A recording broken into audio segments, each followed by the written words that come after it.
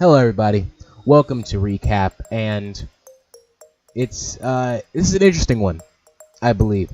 This one has some things that are give and take for this episode. Sure, as you see from the title, we are talking about Hitorinoshita The Outcast. Now, I'm sitting here and thinking to myself when I'm watching this. First thing was, oh, this seems interesting. Maybe it's a little bit of maybe mystery from what I could see from the thing, and just bringing up things like this here.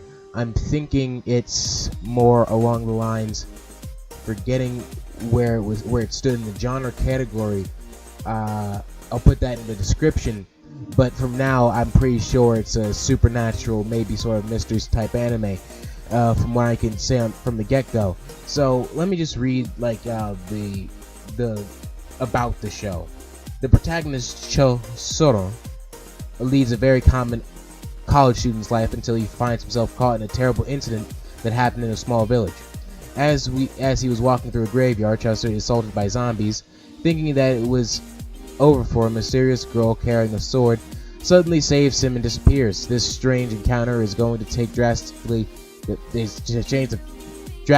fate of the hero. You know what I'm saying? So what I'm trying to say with that is the fact that even though that was like the thing, here's how it really played out. So basically it starts with this guy, walking through the graveyard. He's drunk, he's telling about his woes, and he sees somebody like digging up a body. He's afraid. This is just not the main character.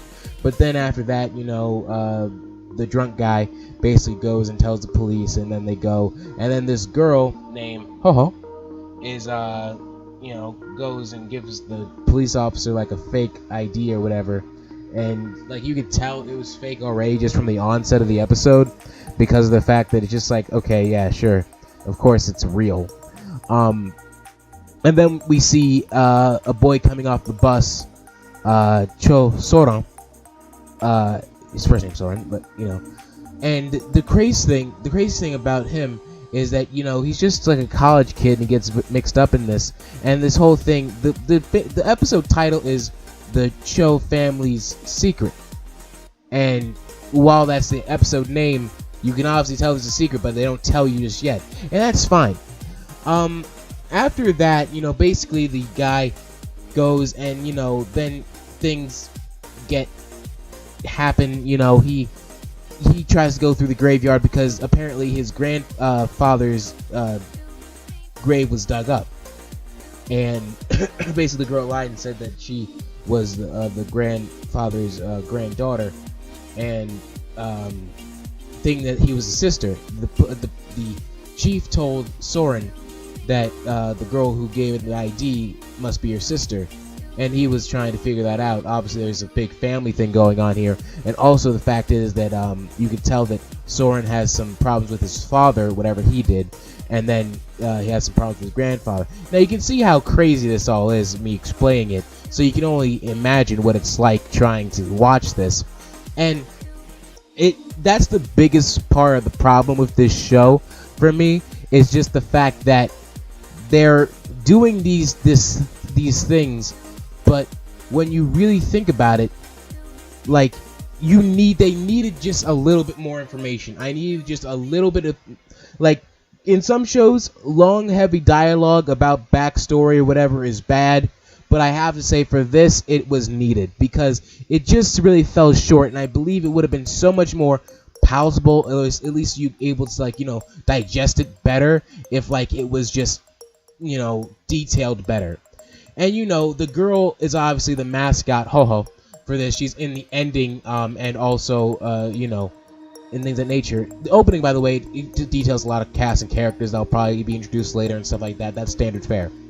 But you can tell that she's quiet, she's shy. She's not even shy. It's not shy, just basically like emotionless. Those kind of characters. You know what I'm saying? Emotionless characters. It's and I'm fine with those.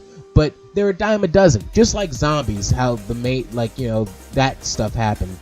It's pretty standard fare anime. I'm not it's really hard to say, guys. This is a really hard one to pin down. I mean, on one hand, you have these things happening, and it's just like The story is bland at this point. You know, it's some of, like, Soren, the main character, is a little annoying. He seems a little stupid. Even the main girl called him stupid, but that's standard fare as well. I just feel like that's where he's at. That's where he's at. It's just like that. And, you know, obviously there's some mystery behind it. You know, she is badass, she's killing zombies and stuff like that. And it was just really, you just don't really care. You know, I just don't really care at this point about what's going on. Like, it's just like, oh, this happened. That's what it feels like. Oh, okay, this is happening. I've seen it before. I've seen it done before, a little bit better. That's what I'm saying. That's what I felt with this episode. It's not enough for me not to give the second episode a try, and I will do a recap of that. But it was just one of those things that were just like, I don't know. This is really weird. What I liked was that it is a mystery show. I do like those mystery shows. It keeps you guessing, like, oh my gosh, what's going to happen next? But that only works if you care about the characters, and I just don't really feel that right now. Episode 1, I understand, it's an introduction, but their introduction wasn't that great. Animation was pretty fluid, you know, pretty standard fare for today's standards. You know, a little backed, a little behind from the day's standards, but you know, it's there, it meets the criteria. So I liked it. They did what they had to do. When they needed to have the good shots, they did. It was just like, it just felt a little uninspired. But yeah, I'm gonna check if there's a manga with it, you know, just to see if that has a little bit more information. See if they cut anything. I'm not even sure if it was a manga before, but I'll check that information out later. Other than that, background music was, you know, standard mystery background music, and you know, cliches were around. You know, there were some cliches, you know, like, oh, it's a quiet girl. Towards the end, there was a big boobed girl that was like sexy and stuff. You know, hey, that's what it is. There's a little kid who's way above his times, which is interesting. And it just seems like, you know, and the ending to the episode, as I hope you all watched with me so we can have this discussion, the ending of the episode was basically, you know, just like the girl is now at the college of the guy and the mystery blah blah blah blah, and now and she was like, konnichiwa, you know, hi, and he was just like obviously freaking out.